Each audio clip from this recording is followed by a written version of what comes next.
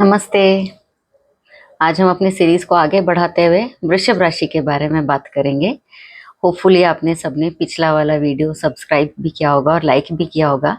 जैसा कि मैंने पिछले बार बताया था कि हम 12 राशियों के बारे में बात करने जा रहे हैं। मेष राशि के बारे में हम ऑलरेडी बात कर चुके हैं और आपके बहुत सारे मेरे पास कमेंट्स भी आए हैं। आज हम बात करते हैं वृषभ राशि की।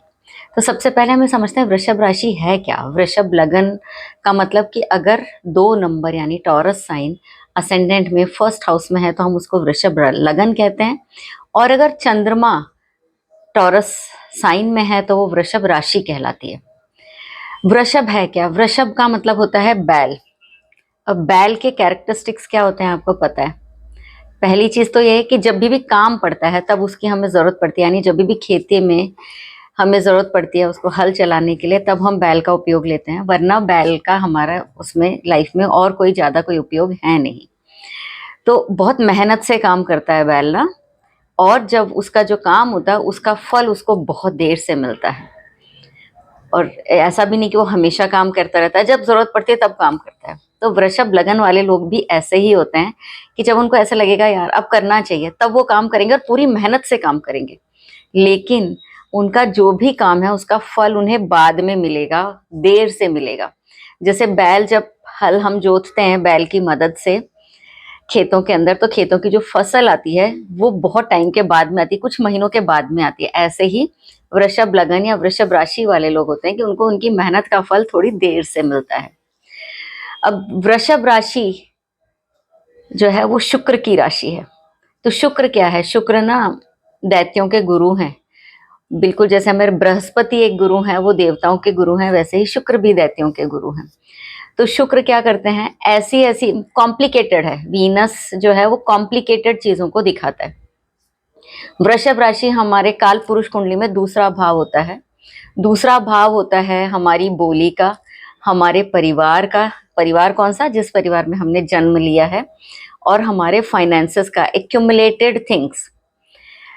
दूसरी चीज शुक्र जो है वो हमारा प्राइड और ऑनर है। We are proud of that thing wherever Shukra is placed in your chart. मान लीजिए शुक्र लग्न में है तो you will be proud of your own self. आप अपने बारे में बहुत बातें करना पसंद करेंगे, अपने अचीवमेंट्स के बारे में बहुत सारी बातें करना पसंद करेंगे।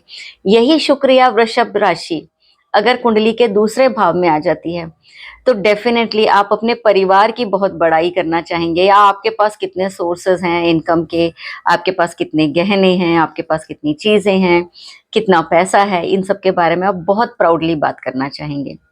तीसरे भाव में वृषभ राशि अगर आती है तो आप लोग अपनी ट्रैवलिंग के बारे में बड़ी बढ़ चढ़ करके बातें करते हैं। अपने सिबलिंग्स के अचीवमेंट्स के बारे में भी बातें करना आपको पसंद है।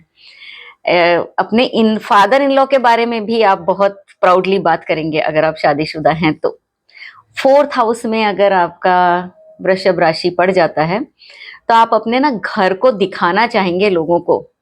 घर के अंदर की चीजें, एक एक चीज की कीमत बताएंगे। अरे मैंने इतनी वहां से खरीदी, इतने की खरीदी, मैंने घर इतना यहाँ से लिया, इतना महंगा पड़ा घर, या मैंने गाड़ी ऐसी ली, ये देखो मैंने इतना वेट किया उसके बाद में मैंने नंबर गाड़ी का लिया। मतलब आपके पास में जो चौथे हाउस से रिलेटेड चीजें हैं, अपनी मम्मी के बारे में भी आप बहुत बढ़ चढ़ करके बताना चाहेंगे। तो चौथे हाउस से रिलेटेड जो भी चीजें हैं उनके बारे में you are proud of those things. पंचम में अगर हमारी वृषभ राशि पड़ जाती है तो हम हमारी पढ़ाई, हमारी नॉलेज के बारे में बहुत ज्यादा चर्चा करना चाहते हैं। इसके अलावा अगर आपके बच्चे हैं तो आप अपने बच्चों की बड़ी गुणगान गाएंगे, बच्चों की बड़ी तारीफें करेंगे। अपने दादाजी के बारे में बहुत चर्चा आप करना चाहेंगे। ऐसे ही छठे भाव में अगर वृषभ राशि आ जाती है तो बताइए किसके बारे में चर्चा करेंगे। छठा भाव तो रोग ऋण और शत्रु का है। नहीं, छठा भाव कंपटीशन का भी है। आप कितने कॉम्पिटिशन्स, कौन कौन सी प्रतियोगी परीक्षाओं में बैठ रहे हैं, आपका वर्क प्लेस, आप काम कैसा, आपका जॉब कैसा है, या आपके घर में अगर किसी को कोई रोग है तो उसके बारे में आप डेफिनेटली चर्चा करोगे। अरे उसको फलाने को ऐसा भी, मतलब आपके बातों में ये चीज बहुत जल्दी जल्दी आया करेगी। सेवेंथ हाउस में अगर वृषभ राशि है तो आप अपने पार्टनर, स्पाउस के बारे में बहुत तारीफें करना पसंद करोगे।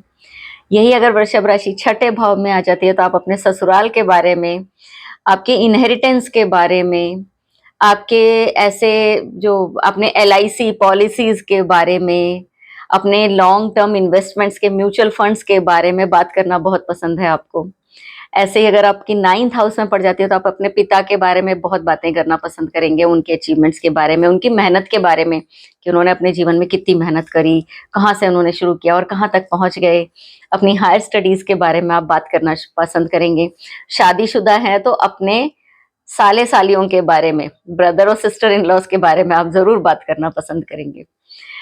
अपनी वाइफ के अगर बोला जाए तो पराक्रम के बारे में बहुत ज्यादा बात करना पसंद करेंगे।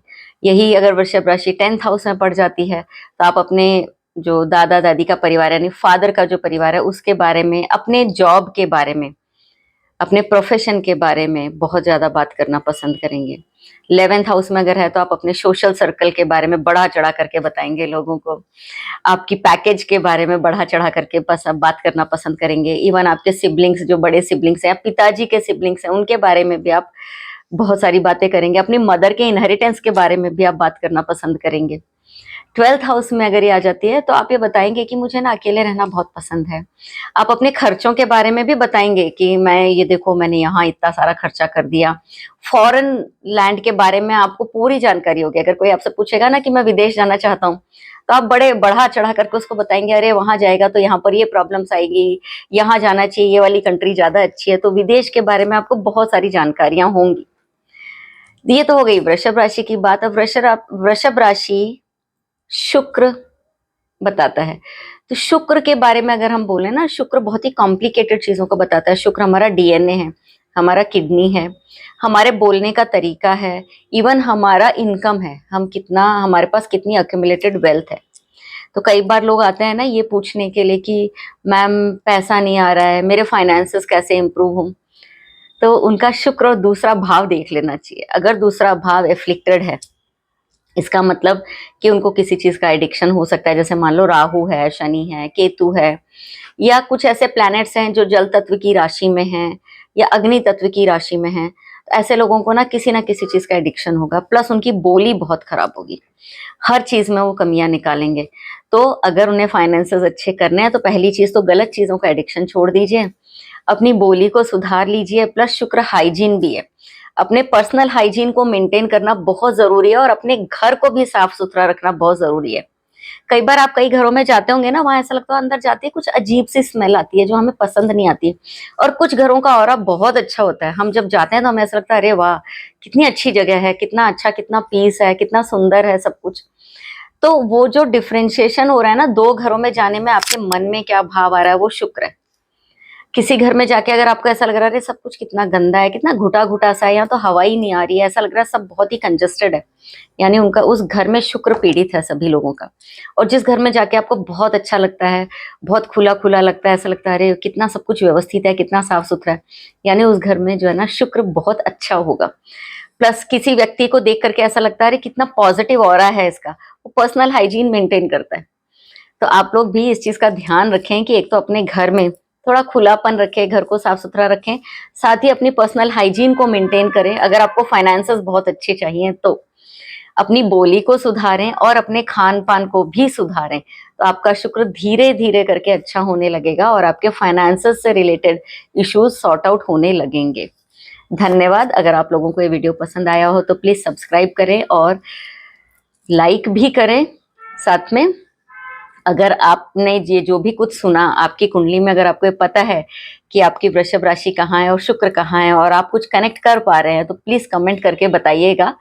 धन्यवाद।